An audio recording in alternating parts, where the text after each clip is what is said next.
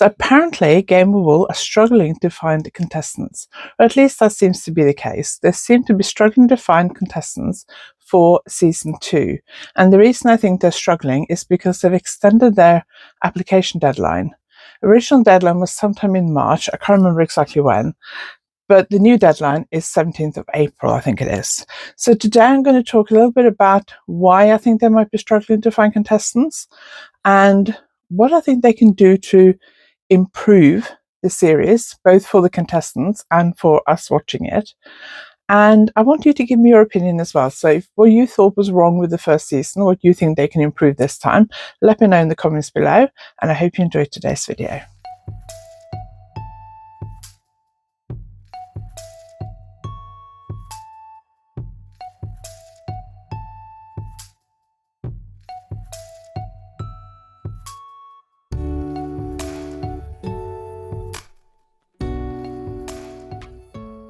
If you're new here, my name is Anniken. I design knitting patterns. I teach knitting workshops online and in person, and I sell yarn through my website, YarnAddict.co.uk. If you like this video, please give it a thumbs up, and if you haven't subscribed yet, please consider subscribing. Recently reached 5,000 subscribers, and I'm aiming for 6,000 by the end of the year. That's my goal. I'm not sure we're going to make it, but that's my goal. So if you haven't subscribed and you watch me regularly, please subscribe, or if you think what I'm talking about sounds interesting, then subscribe. If you're new here, because I find that the Game of Wool videos do seem to have a much bigger reach than my other videos. So if you are new and you found me because of Game of Wool, I do have a whole Game of Wool playlist. I did a video after every episode of season 1 where I talked about my opinion of the show, and then kind of like a roundup at the end of it where I talked about my opinion overall versus what I was expecting. Then I did a video a couple of weeks ago, I think it was. I'll link it at the end and below, where I went through all the Series 2 application questions and I answered them on behalf of myself. I have not applied to be on Game of Wool. I don't fulfill the criteria. They say that if you are making most of your income from knitting, then you can't apply. And as I've been working as a knitwear designer and teacher for the last 20 years, I don't think I qualify. The original casting call, I'll read it out to you. After causing a bit of a stir, and yes, controversy, in our debut series, Game of Wool, it certainly got people talking. I think it did. I saw people complain about why there were so many YouTube videos talking about it, and there was also some criticism about why there were so many people complaining about it, and if we kept complaining, we wouldn't get a season 2. But I do think the TV company or the production company probably just likes people talking about it. But it's negative or positive. Negative tends to get more of a reach than positive anyway, but I don't think they care as long as people are talking about it. I'm distracted there, let's carry on. And we have listened. Series 2 will showcase more heritage, more aspirational projects, more technical challenges, and maybe a few dropped stitches along the way. Trying to be funny there. In Game of Wool, talented amateurs show off their skills in ambitious design and technical challenges. Whether you're super confident or still perfecting your craft, this is your chance to shine. Successful applicants must be able to commit up to 7 weeks of filming in May to July 2026, and time spent away from home. So get your needles at the ready, apply today, and let's get knitting. And the original, I can't remember when the original deadline was. I think it was sometime in March. And then I kept seeing them put out calls on their Instagram specifically for Scotland and then specifically for Wales.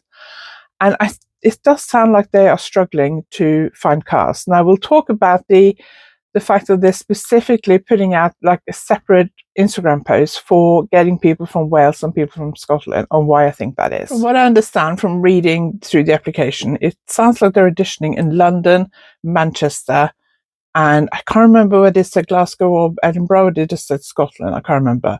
But I'm assuming it's Glasgow or Edinburgh, but I can't remember, I might be wrong. Glasgow and Edinburgh is in the south of Scotland. So if you live in Scotland, in the far north of Scotland, Aberdeen, Inverness, or even further north, if you live in the Shetlands or any of the islands in the north of Scotland, getting down to Edinburgh and Glasgow is a long travel. If the auditions are in the south, for people who live further north, that's a long way to go. For people who live in the southwest of England, where I live, And for people who live in Wales, I assume if you live in South Wales or West Wales, possibly you would go to London. If you live in the southwest of England, you go to London.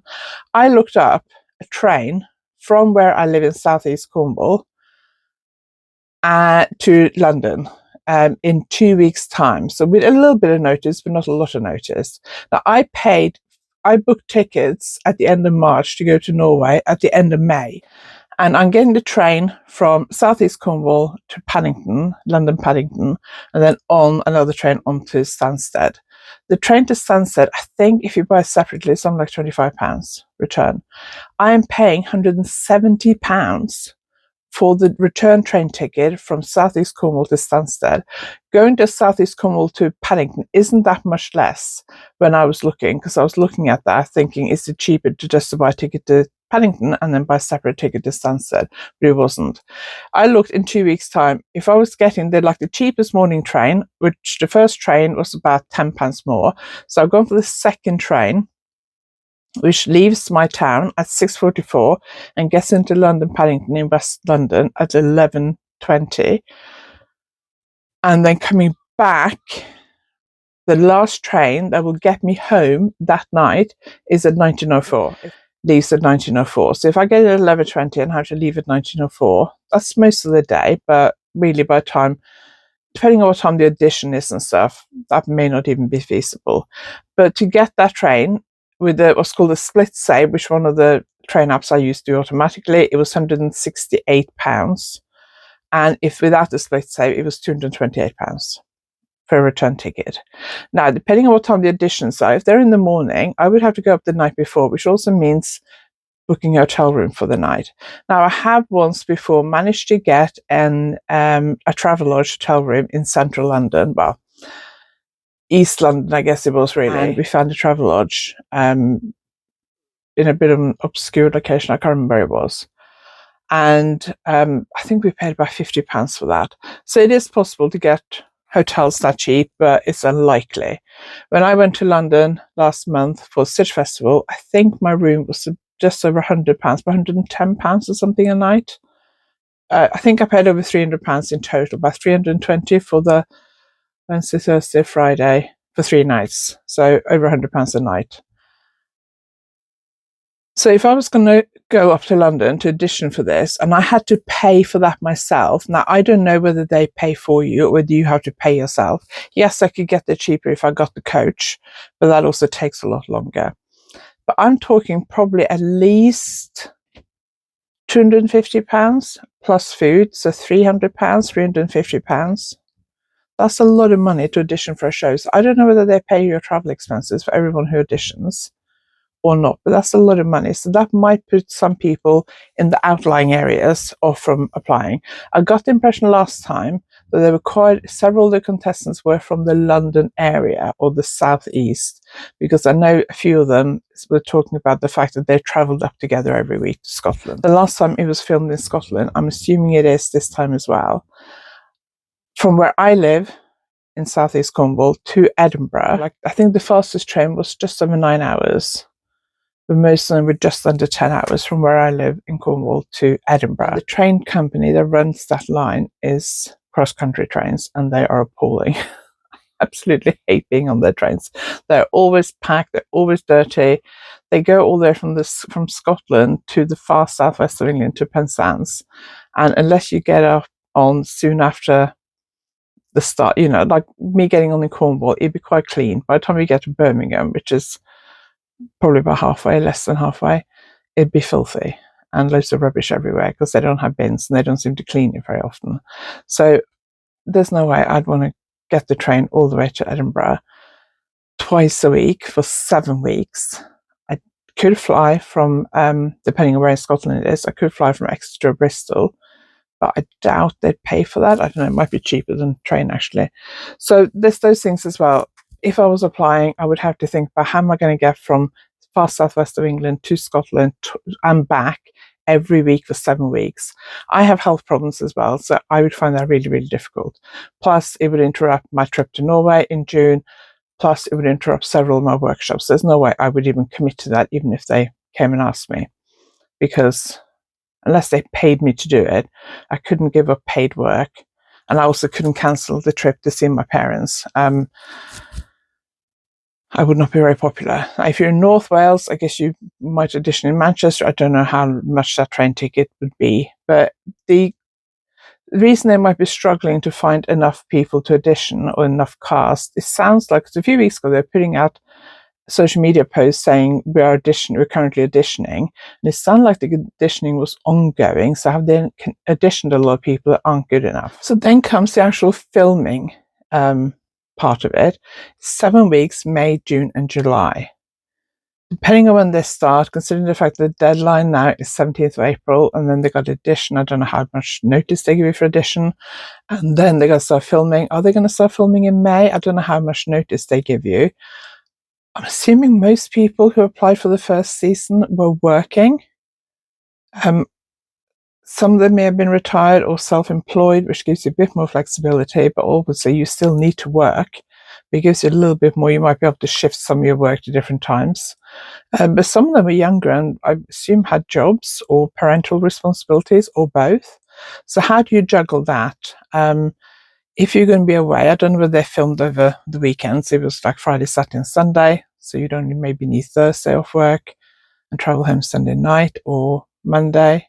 But is your employer going to give you time off for this? Who's paying for that loss of wages, and who's compensating your employer to find someone to replace you?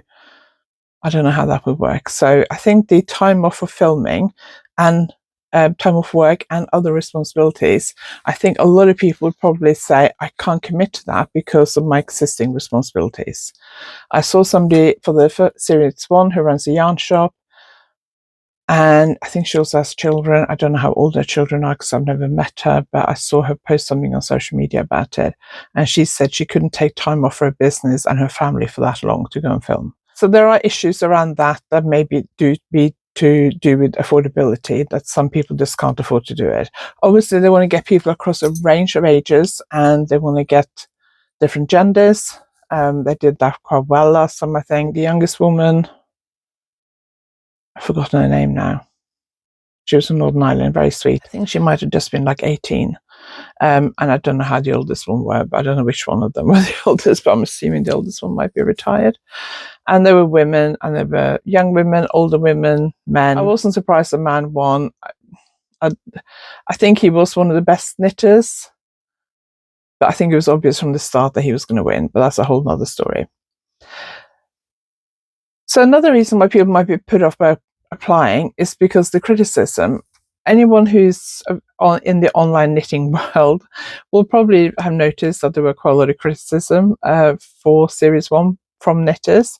I taught a lot of workshops while it was showing on Channel 4, and every single workshop I asked people what they thought about it, and I think 90% of the comments were negative. Some people were like, I watched one episode and I hated it and I'm not watching it again. Other people were like, well, it's not really aimed at us. I mean, I always said, I don't think it's aimed at us as knitters. I think it's aimed at people who watch telly on a Sunday night. Loads of people watch Bake Off and Sewing Bee and the Pottery Throwdown without doing any of those crafts. I watched Sewing Bee for a couple of seasons. I'm not really into sewing. I did go through a period where I was a little bit into sewing. I have not really watched the Bake Off because I don't like baking. So those of us were criticizing this series. I haven't gone back and watched my videos. I try to not be too critical of the contestants. I try to criticize more the format, the challenges, the presenter, and the judges. And I think the presenters and the judges, because they're professionals, they're being paid to do that. I think it's more fair to criticize them. I criticized Di Gilpin a lot for the knitting needle stuck in her hair, because I just feel like it's because of her age and the fact that she's a woman, it just fits that kind of crazy old knitting lady type stereotype, which I hate. And maybe that was a bit nasty of me. You shouldn't really criticize people's appearances. And that probably, but I wasn't really criticizing her appearance. I was just criticizing what she wore in her hair. And that might not be her fault. That might have been the hair and makeup doing that for her and thinking that was a good idea. I don't know. So maybe I'm at fault there for criticizing her for that. I don't know. I tried not to criticize the contestants too much. I think some of them lacked experience. Some of them are less experienced than I thought they would be. But then it says in the casting call, if you are experienced or perfecting your craft. Well, if you want to find Britain's best knitter, should you really be perfecting your craft? Shouldn't you be competent across a range of techniques? I would expect you to have done some lace knitting, some colour work, and I would expect you to know whether you're knitting your stitches twisted or not.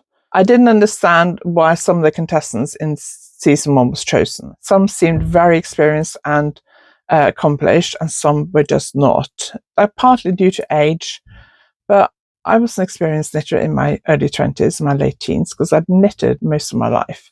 I was probably more experienced in my late teens and early 20s than some people are in their 50s and 60s, because of the time I've been knitting and what I've been knitting. I was doing stranded colour work, like Norwegian, all of his stranded colour work sweaters in my late teens, early 20s. I hadn't done any lace knitting. I didn't even know what brioche knitting was. And I didn't really know how to design. I did used to just cast on and hope for the best and make up my own stuff because I didn't like following patterns. But that's the other thing. It's one thing being good at knitting and being accomplished at knitting. A lot of the challenges last time were design challenges where you had to design something and show you were accomplished at the technique. And I don't think those two go together. You can be a very good knitter but not good at designing. Designing is very different. I know they just had design to fit a dress form, a set of measurements or whatever, which is different from designing across a range of sizes and make it fit all those sizes. It's a lot easier just to design for like one size. So I appreciate that. But also I do think that designing and being an accomplished knitter are two different things. In the first series, they had a lot of crochet. They were crochet virtually every week, I think. Can't remember now, maybe not every week, but there was a lot of crochet. And that was part of the criticism, was that there was a lot of crochet. They don't mention crochet in their casting call. They don't say that you have to know how to crochet. There's no questions about crochet in the application form. So it'll be interesting. Will this stick to knitting this time? Tom Daly kept saying, let's get knitting, and Britain's best knitter. But they were judging them on crochet as well. Also, the way they were judging them, I felt like they were moving the goalposts. They said, these are the things we're going to judge you against. And then they changed up and they were judging because somebody had done something. They said, oh, that's a great idea. So then they wanted everyone to have done that, even though they hadn't used that in their original brief. Some of the challenges were supposed to be judged blind, but they weren't, because the judges would say before they critiqued it, who did this. So it wasn't judged blind. I think more blind judges? No, that's not what I want to say. More challenges judged blind. One of the challenges that I enjoyed the most was the lace challenge, where they had to knit a lampshade. I mean, I would have hated knitting with the yarn they knitted because it was cotton, but they all were given a chart, and it was for me, it wasn't a complex chart, but I've done loads of lace knitting. But for somebody who's just done a little bit of lace knitting or is fairly new to lace knitting, I would say it was a fairly complex chart. If you're not used to knitting for charts, I can imagine that being quite complicated and difficult. For me, that would have been perfect. I would have been the first one to finish, and it would have been perfect because that's just my jam. Lace knitting from charts, that's what I excel at. So I thought that was really good because they knitted the same thing and they were judged on the same criteria because they'd all done the same thing with the same yarn. So I like that. I think they should ditch the team challenges. I don't think the team challenges added much. I thought a lot of the team stuff they did looked awful. So maybe have a couple occasionally, but not every single week. I think there should be more technical challenges, smaller technical challenges, where they're all given the same pattern for something small that can be easily accomplished in the time given. Well, not easy. You don't want them to sit there for the last half an hour twiddling their thumbs, but something that you can accomplish and finish in the time if you're an average to fast knitter and you don't make any mistakes. All the same stitch pattern, all the same yarn, judge blind on the final result. I would like that. I think they should be more accurate about regional or historical techniques. For example, the episode 1, the Fair Isle Vest Challenge. They said they want a Fair Isle, but most of them were doing motifs that were more stranded color work. Now for most knitters, they don't care what the difference is, or even know there's a difference. If it has like stranded color work, a lot of people call that fair isle. Fair isle is a recognized term, especially in the UK where I live, because a lot of people even people who don't knit are familiar with that terminology. But fair isle knitting does apply to a specific type of stranded color work. And the stranded color work we do in Norway, for example, or people do in Iceland or Estonia, is not fair isle knitting, that's stranded color work. And there is a difference. And because they were asked to include stuff that meant something to them, or motifs, I think, that described something in their life or was significant in their life, I would say stranded color work would have been a better term, and it would have made the fair isle knitters less angry. Also, knitting a fair isle vest in chunky yarn, it just looks awful. I also don't think they were given enough time to finish it properly and block it properly and that kind of thing. At least have given time to give it a quick steam block so it looks half decent. I don't think they were given enough time to do that. Fewer design challenges. We are judging on the best knitter. The aim is to find the best knitter, not the best designer. So let's have fewer design challenges. Set clear judging criteria and stick to it. Don't change the goalposts while you're judging. And make it less obvious who's going to win. I was pretty sure that Holger was one of the favourites from the word go, and loads of people I spoke to said the same thing. I thought he was going to be in the final. I thought unless he does something that mucks up really badly, like makes a massive mistake that they can't ignore, I thought he'd be in the final. I would like to see new judges. I work critical of Di and Sheila. They are obviously two people who know each other, are friends and colleagues, I think. I think they work together. Sheila doesn't seem to have a social media profile, but Di does. But I get the impression they work together, both in the hand knitting industry, and I think they both also worked in the fashion industry, from what I gather. So they're very experienced, and that's good, across not just across hand knitting, but fashion design as well, which I don't know if you necessarily need to do to be judging a hand knitting competition. But my impression was that they know each other really well, and they're friends and colleagues, and they're similar age with similar experience. It would have been nice to have seen two judges who were, I mean, obviously you want the judges to have a bit of chemistry and a bit of chemistry with the presenter so that the filming is easier and it comes across better. I assume they don't have any media training. Maybe that would have improved things. I know from when I started my YouTube channel, if I go back and watch the first videos I recorded, I just cringe. I just sound so stilted and nervous and unnatural on camera. Whereas now I feel a lot more confident. I'm used to talking to myself on my phone. I'm used to listening to myself when I edit. I used to hate editing my videos because I used to hate listening to my voice. Now I'm quite confident to do it. I can click the camera on anytime and say something to camera, and I feel a lot more comfortable about it. And that's because I've done hundreds of YouTube videos now. Plus, I don't do that so much anymore, but I used to do a lot of chatty stuff on Instagram stories, which I don't do that often anymore. But I've been through a period where I did a lot of that. And the more you do something, the more comfortable you get with it. So it might be that the judges are better this season if they bring back the same judges. I think it would maybe be good to have like one regular judge who's there every week and maybe a guest judge every week. If they need guest judges, I'm available. I wouldn't want to judge every episode, but yeah, I guess I would, because if you're judging, I guess they're paying you. But yeah, I would definitely be interested in being a guest judge. I'll judge the lace challenge. That'd be good fun. Somebody who I know and who knows both me and Belinda from the Knitting Hotel suggested that Belinda and I should be the judges. Now, that would be a hoot, but at the same time, we know each other. We work together. We are similar age. She's a little bit older than me, but not by that much, by 5 years older than me, I think. So not by that much. But we could travel up together on the train. That'd be a laugh. So yeah, that'd be fun. But she's probably too busy to do this as well, I think. But again, it would defeat my suggestions having two judges who didn't know each other. But yeah, I'd be available to be the guest judging, but I don't think I'm going to get a call for that. I think Tom Daly should have a co-host. He doesn't appear to have a lot of hosting experience. He is a diver, Olympic diver, won loads of competitions. He grew up in Plymouth, which is our nearest city, so fairly local to where I live. He still has family there. So we've been seeing him down here on local television since he was quite a young teenager and started winning competitions. He's obviously amazing at diving and very good. He clearly wants a media or TV career because he did The Traitors last year and another reality show, I think, and Game of Wool. He does know how to knit. I don't know if you necessarily need to have a host that knows how to knit. When Sewing Bee started, it was hosted by Claudia Winkleman. She didn't give you the impression that she knew how to sew. I don't think the Bake Off is hosted by people who know how to bake.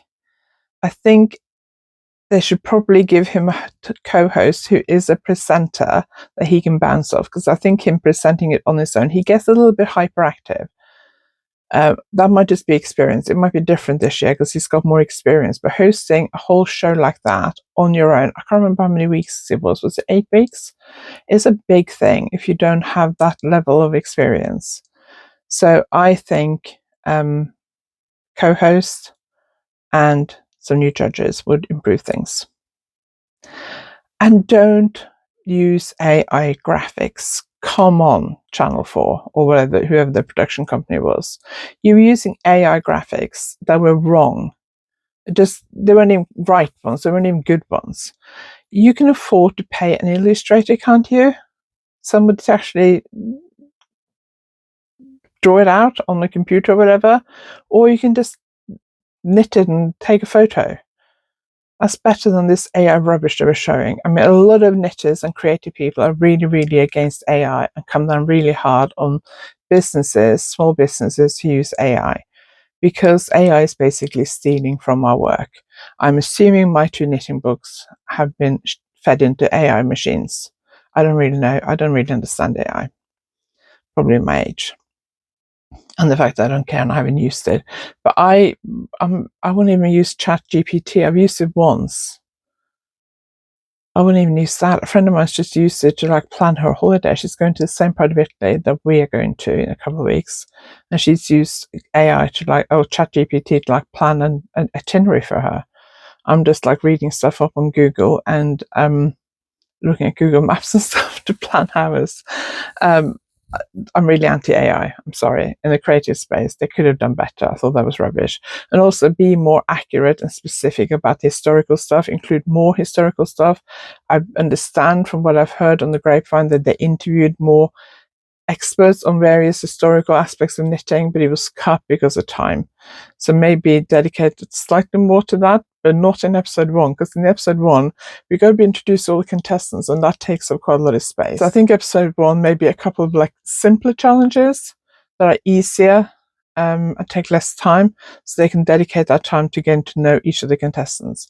I think maybe also not have anyone go home the first week, because I felt I can't remember his name now, the guy who went out the first week. He seemed like a really good knitter, but we didn't really get to know him because he went the first week. So I think maybe, like they do in Strictly Come Dancing, they don't eliminate anyone to the second week. It's different there though, because it's live and the public are voting. So it gives people just a little bit more of a fair chance. Different with this, with judges, I guess. So are you looking forward to season 2? I watched a video the other day, and I can't remember who it was, because I watched a few videos now, and they were saying that they understand it's supposed to be on at the same time as it was last time, which is November. I'm looking forward to season 2. I will watch it. I will chat about it here if it's interesting. I hope it's better. We'll see if they're taking on our criticisms. But also remember, as knitters, we are not the target audience for this. I don't think they really care that much about what we think. The target audience are people who don't knit, I think. Although they were selling kits for a lot of the designs they created. Oh, that's my final thing. If you're going to have them design stuff that's going to be turned into kits for young companies, make sure the contestants get paid for that, because for some of the ones last time they weren't, although I think some of that changed throughout the series because there was such an outcry about it. As a designer, I think if somebody designs something, they should be credited for that and paid for that fairly. And if the production company and Channel 4 or the young company, whoever, were making money off those kids, the contestants who designed it should be paid for it as well. That's my opinion, because they were losing money. I'm assuming they weren't paid to be on the series. I don't know whether they were compensated for lost wages, but some of them may have lost wages doing it. So I think to be compensated for that is only fair. Right, that's it. This video is slightly longer than I intended it to be. So if you're still watching, thank you very much. I really appreciate it. Let me know in the comments what you think. Are you looking forward to series 2? Will you be watching? Will you not be watching? What do you think they can do to improve the format? New judges, new hosts, less crochet, more crochet, separate series on crochet, more technical challenges, more design challenges? Tell me in the comments what you think. If you like this video, please give it a thumbs up, and if you haven't subscribed yet, please consider subscribing. Thank you very much for watching, and I'll see you next time.